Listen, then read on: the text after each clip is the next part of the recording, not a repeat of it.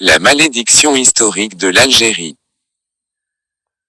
La nation algérienne souffre depuis des millénaires et depuis des siècles d'une malédiction unique en son genre, une malédiction qui relèverait d'un mysticisme noir qu'il faudrait analyser, investiguer, diagnostiquer pour trouver la clé, le remède miracle, la solution pouvant supprimer à jamais cette malédiction qui frappe notre nation depuis des millénaires.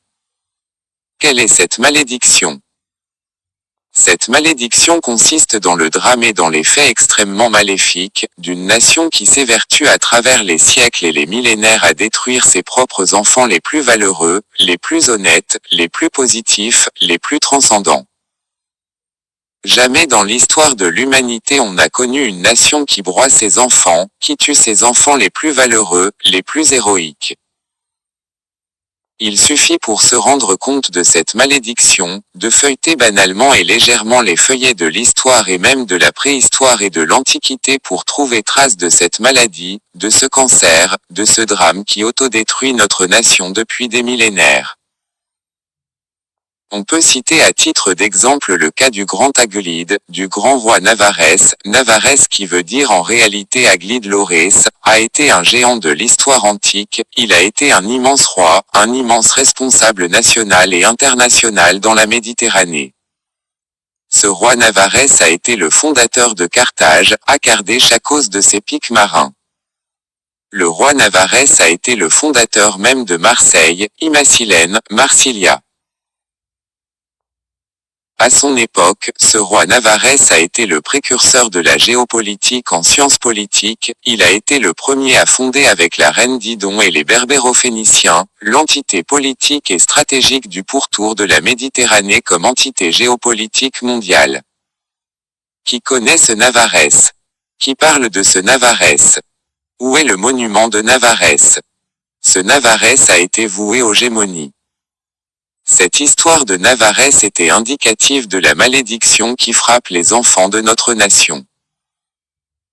Bien plus loin que Navarès, on peut retrouver le grand roi Jugurtha, le plus grand guerrier de l'histoire de l'humanité, le plus grand stratège guerrier de l'histoire de l'humanité. Ce fils de l'Algérie, ce grand Jugurtha, a été voué aux gémonies, il a été trahi, il a été enchaîné et transporté par la Rome coloniale dans les geôles de Rome, et il est resté dans sa cellule jusqu'à sa mort.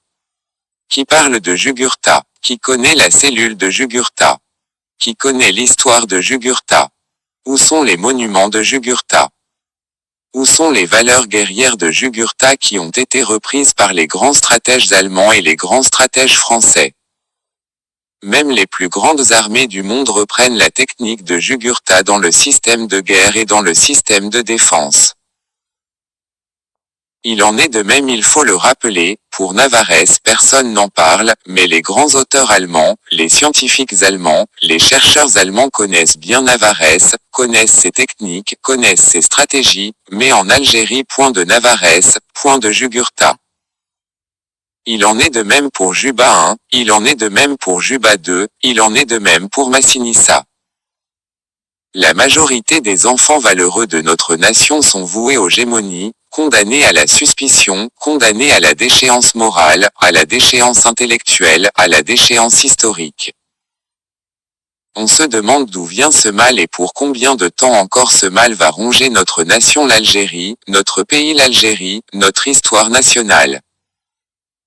Dans des événements beaucoup plus contemporains, lorsqu'on prend le cas de l'émir Abdelkader, on tombe de honte et de stupéfaction.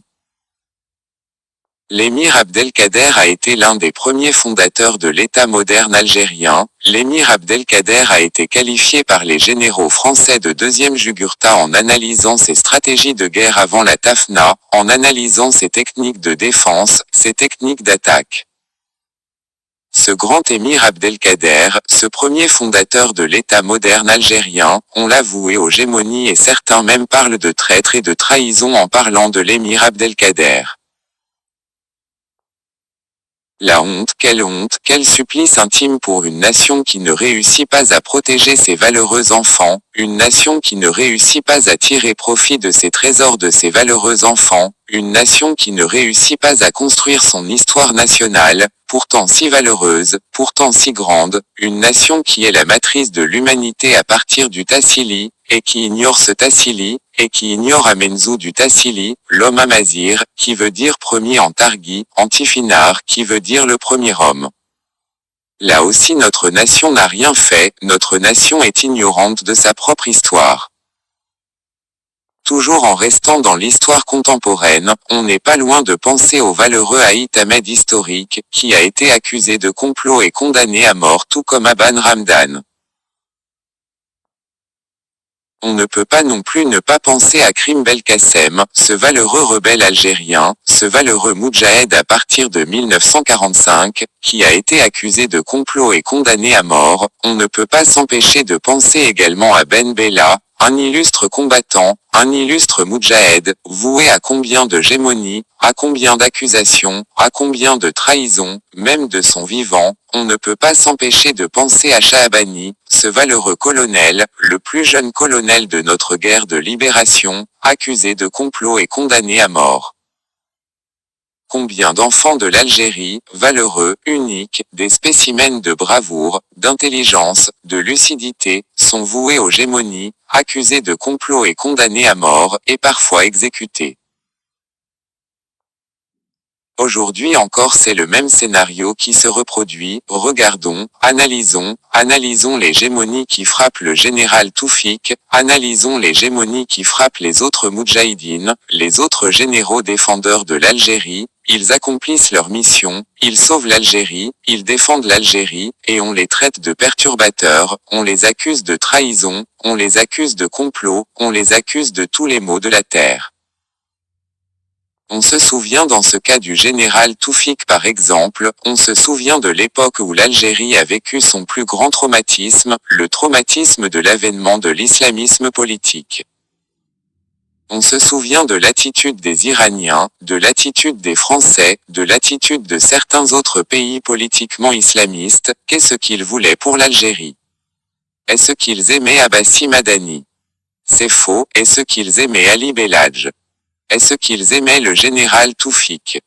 Est-ce qu'ils aimaient les Algériens? Non. Ils n'aimaient pas les Algériens, ni les responsables algériens, ils détestaient l'Algérie, ils voulaient la plonger elle-même et les innocents Algériens musulmans islamistes dans le gouffre de l'islamisme politique et de la guerre civile, dans le drame sans fin de l'islamisme politique.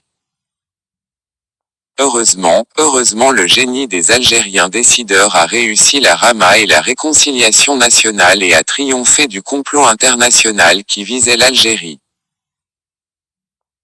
Aujourd'hui encore beaucoup se souviennent des pans de feu, des pans de flammes, des pans de mort, des pans de drames que l'Algérie a traversés pour rester vivante, pour renaître de ses cendres et redevenir ce qu'elle a toujours été, la grande matrice, un pays matrice de l'humanité, malgré ces drames imposés de l'extérieur. Aujourd'hui encore on assiste à des scénarios semblables, vraiment métalliques, guillotine, on assiste pratiquement à la mise à mort du général Toufik. Le général Toufik, qu'on le veuille ou non en bien ou en mal, constitue une donnée, une valeur, une part du patrimoine national, et même on dira une part du patrimoine mondial. Le général Toufik est connu pour ses intelligences professionnelles supérieures reconnues mondialement, ses services intelligents, ses lucidités, ses eureka, ses solutions opportunes aux problèmes de toute l'humanité parfois. Et aux problèmes de sécurité mondiale. Cet homme, cette valeur algérienne qui fait partie du patrimoine national algérien, cette valeur est traînée par terre dans un langage banal de déchéance dans une affaire de judiciarisation incroyablement infantile, pour le condamner à 15 années de prison et le jeter dans une cellule du tribunal militaire de Blida. Pauvre Algérie si noble, si valable, si historique, qui parfois se laisse avoir, se laisse tromper, se laisse bander les yeux. On a mis en prison le général Toufik, c'est-à-dire on a mis en prison l'homme le plus détesté par les ennemis de l'Algérie, le bouclier invisible de l'Algérie durant des décennies, cet homme, ce moudjahid enfant de la Casbah qui a pris le maquis pieds nus dans le Djebel Bouzegza à l'âge de 16 ans, qui a quitté l'école à l'âge de 16 ans, pour aller rejoindre les maquisards et triompher du colonialisme, parce que le principal ennemi de cet homme, c'est la Ogra, c'est l'injustice et c'est le colonialisme. Et cet homme aujourd'hui, est encore comme les autres, valeur nationale vouée aux gémonies, condamné, placé en cellule malgré ses maladies, malgré son état de santé extrêmement fragile, nonobstant les critiques haineuses qui lui sont adressées par les corrompus et leurs alliés. Alors, vous qui m'écoutez, vous qui devez réfléchir, va-t-on continuer dans la consommation passive de ces malédictions, ou va-t-on nous réveiller un jour ?